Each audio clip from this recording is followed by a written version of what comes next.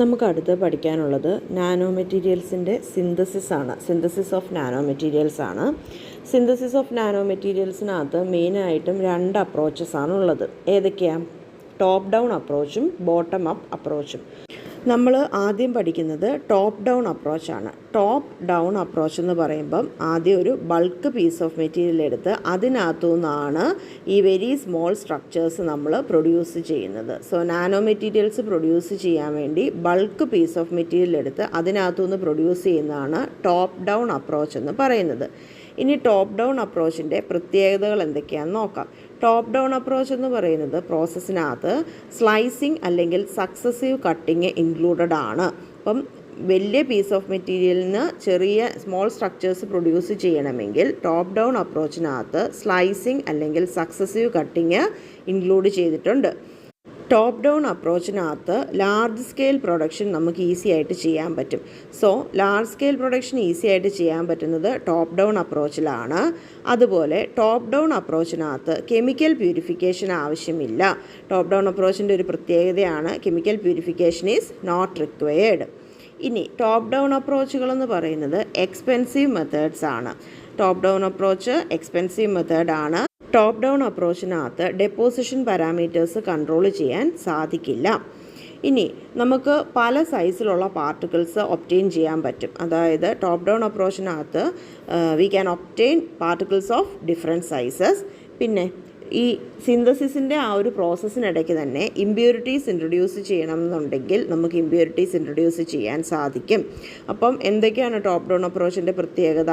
Top down approach എന്ന് പറയുന്നത് ശരിക്കും small structures bulk piece of മെറ്റീരിയലിൽ നിന്നാണ് പ്രൊഡ്യൂസ് ചെയ്യുന്നത്. സ്ലൈസിങ് അല്ലെങ്കിൽ സക്സസീവ് കട്ടിങ് ഈ പ്രോസസ്സിനകത്ത് ഇൻക്ലൂഡ് ചെയ്തിട്ടുണ്ട്. ലാർജ് സ്കെയിൽ പ്രൊഡക്ഷന് ടോപ്പ് ഡൗൺ അപ്രോച്ചാണ് ഈസി. കെമിക്കൽ പ്യൂരിഫിക്കേഷൻ്റെ ആവശ്യമില്ല. എക്സ്പെൻസീവ് മെത്തേഡാണ്. ഡെപ്പോസിഷൻ പാരാമീറ്റേഴ്സ് കൺട്രോൾ ചെയ്യാൻ പറ്റില്ല. ഡിഫറെൻറ്റ് സൈസുള്ള പാർട്ടിക്കിൾസ് നമുക്ക് ഒബ്റ്റെയിൻ ചെയ്യാൻ പറ്റും. ഇമ്പ്യൂരിറ്റീസ് ആഡ് ചെയ്യണമെങ്കിൽ സിന്തസിസിനിടയ്ക്ക് നമുക്ക് ആഡ് ചെയ്യാൻ സാധിക്കും. ഇനി ഈ പ്രോസസ്സിന് എക്സാമ്പിൾസ് ആണ് ball milling method, electrochemical etching, photolithography. ഏതൊക്കെയാണ്? Ball milling method, electrochemical etching, photolithography. ഇതൊക്കെ ടോപ്പ് ഡൗൺ അപ്രോച്ചിന് എക്സാമ്പിൾസ് ആണ്. സെക്കൻഡ് മെത്തേഡ് നമുക്ക് പഠിക്കാനുള്ളത് ബോട്ടം അപ്പ് അപ്രോച്ചാണ്. നമ്മൾ ഫസ്റ്റ് പറഞ്ഞു ടോപ്പ് ഡൗൺ അപ്രോച്ച്. സെക്കൻഡ് അപ്രോച്ചാണ് ബോട്ടം അപ്പ് അപ്രോച്ച്. ഈ ബോട്ടം അപ്പ് അപ്രോച്ചിൽ എന്താ ചെയ്യുന്നത്?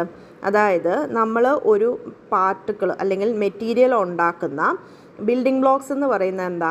ആറ്റം അല്ലെങ്കിൽ മോളിക്യൂൾസ് ആണ്. മെറ്റീരിയൽസിൻ്റെ ബിൽഡിംഗ് ബ്ലോക്സ് ആറ്റംസ് അല്ലെങ്കിൽ മോളിക്യൂൾസ് ആണ്.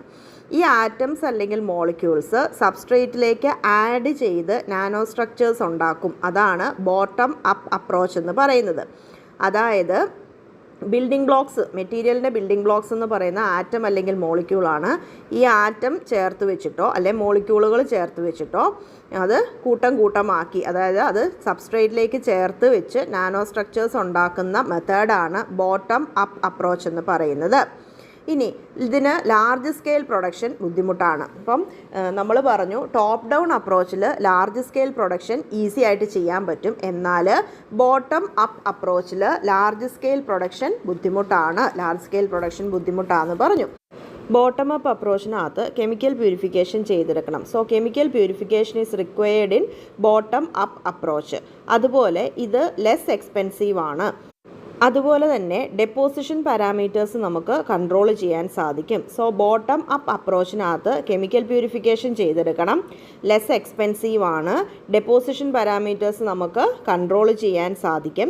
അതുപോലെ നമുക്ക് കിട്ടുന്ന പാർട്ടിക്കിൾസ് എന്ന് പറയുന്നത് അൾട്രാഫൈൻ പാർട്ടിക്കിൾസ് ആണ് നമുക്ക് കിട്ടുന്നത്. സിന്തസിസിനിടയ്ക്ക് impurities are not introduced.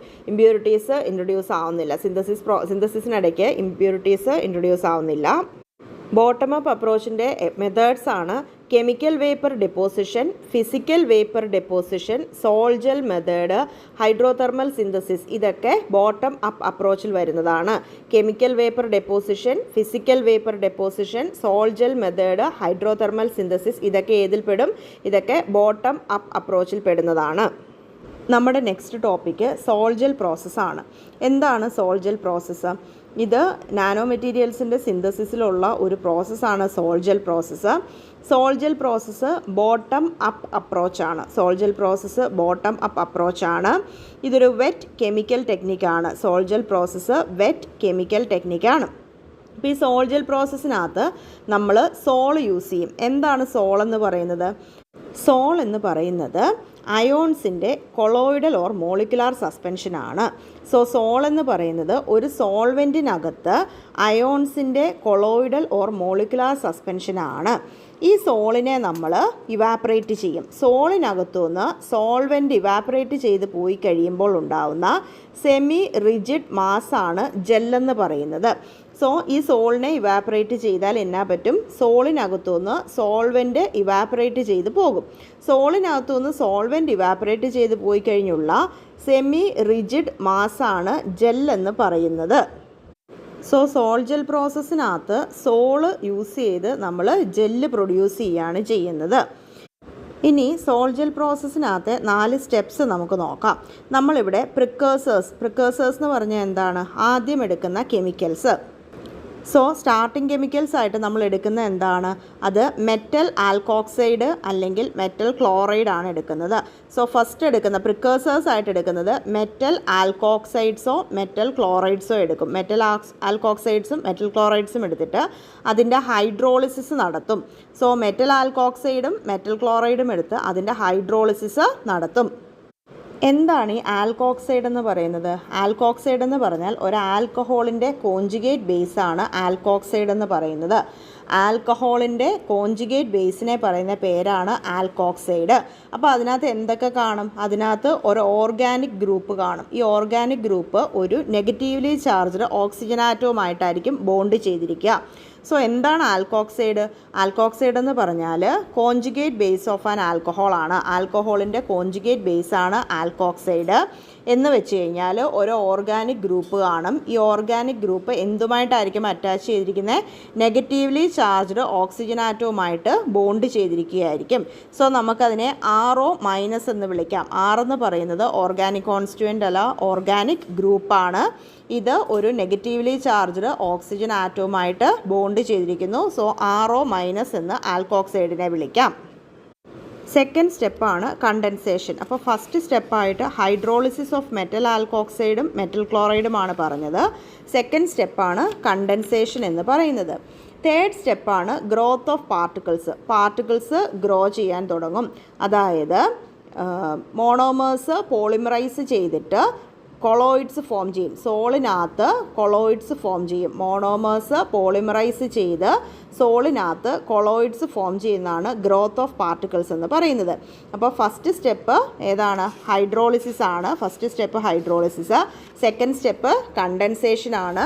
Third step പറയുന്നത് ഗ്രോത്ത് ഓഫ് പാർട്ടിക്കിൾസ് ആണ്. ഗ്രോത്ത് ഓഫ് പാർട്ടിക്കിൾസ് എന്ന് വെച്ചാൽ പോളിമറൈസേഷൻ റിയാക്ഷൻ നടക്കും. മോണോമേഴ്സിൻ്റെ പോളിമറൈസേഷൻ നടന്നിട്ട് സോളിനകത്ത് കൊളോയിഡ്സ് ഫോം ചെയ്യുന്ന സ്റ്റെപ്പാണ് ഗ്രോത്ത് ഓഫ് പാർട്ടിക്കിൾസ് എന്ന് പറയുന്നത്.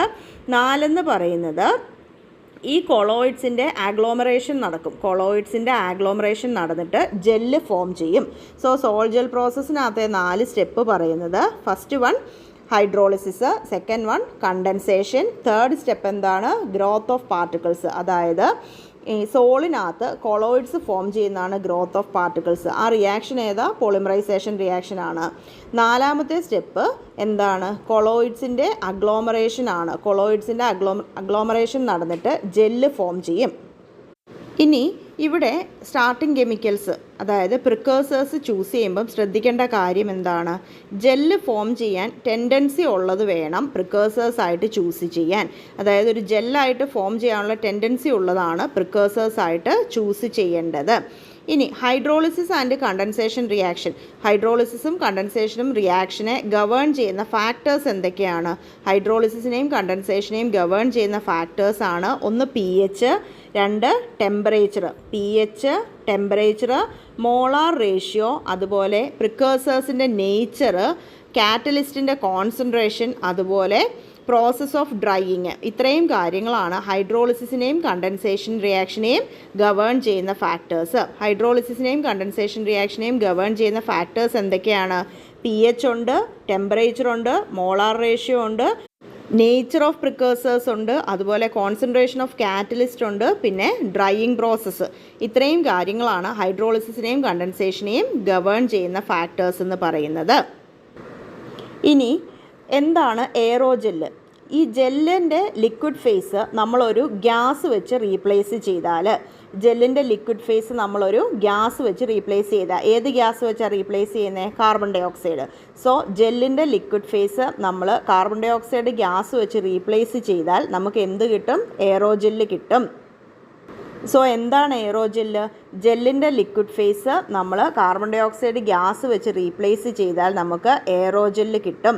എന്താണ് സെറോജെല്ല്? സെറോജെല്ലെന്ന് വെച്ച് കഴിഞ്ഞാൽ ഈ ജെല്ലിൻ്റെ ലിക്വിഡ് ഫേസ് നമ്മൾ ഇവാപ്പറേഷൻ വെച്ച് റിമൂവ് ചെയ്താൽ, liquid phase of a gel is removed by evaporation.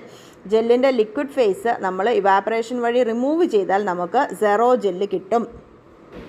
ഇനി അഡ്വാൻറ്റേജസ് ആണ് പറയുന്നത്. എന്തൊക്കെയാണ് സോൾജൽ പ്രോസസ്സിൻ്റെ അഡ്വാൻറ്റേജസ് എന്ന് നോക്കാം. സോൾജൽ പ്രോസസ്സിനകത്ത് വളരെ പ്യുവറായിട്ടും ഹോമോജീനിയസ് ആയിട്ടുമുള്ള നാനോ സ്ട്രക്ചേഴ്സ് ആണ് കിട്ടുന്നത്. ഇപ്പോൾ സോൾജൽ പ്രോസസ്സിൻ്റെ ഒന്നാമത്തെ അഡ്വാൻറ്റേജ് ആണ് സോൾജൽ പ്രോസസ്സ് വഴി ഉണ്ടാക്കുന്ന നാനോ സ്ട്രക്ചേഴ്സ് പ്യുവർ ആയിരിക്കും, അതുപോലെ ഹോമോജീനിയസ് ആയിരിക്കും, അതുപോലെ relatively large quantities of final product produce ചെയ്യും. ഫൈനൽ പ്രോഡക്റ്റ് കുറച്ചധികം ക്വാണ്ടിറ്റിയിൽ പ്രൊഡ്യൂസ് ചെയ്യും. ലോ കോസ്റ്റിൽ റിലേറ്റീവ്ലി ലോ ടെമ്പറേച്ചറിലാണ് പ്രൊഡ്യൂസ് ചെയ്യുന്നത്. അപ്പം ലോ കോസ്റ്റിൽ റിലേറ്റീവ്ലി ലോ ടെമ്പറേച്ചറിൽ large quantity of final product produce ചെയ്യും സോൾജൽ പ്രോസസ്സ്. സോൾജൽ പ്രോസസ്സിനകത്ത് വളരെ പ്യുവർ ആൻഡ് ഹോമോജീനിയസ് ആയിട്ടുള്ള നാനോ സ്ട്രക്ചേഴ്സാണ് നമുക്ക് കിട്ടുന്നത്. ഇവിടെ നമ്മൾ എടുക്കുന്ന റിയേജൻ്റ് എന്ന് പറയുന്നത് സിമ്പിൾ കോമ്പൗണ്ട്സ് ആയിരിക്കും. വളരെ സിമ്പിൾ കോമ്പൗണ്ട്സ് ആണ് നമ്മൾ എടുക്കുന്ന റിയേജൻസ് എന്ന് പറയുന്നത്.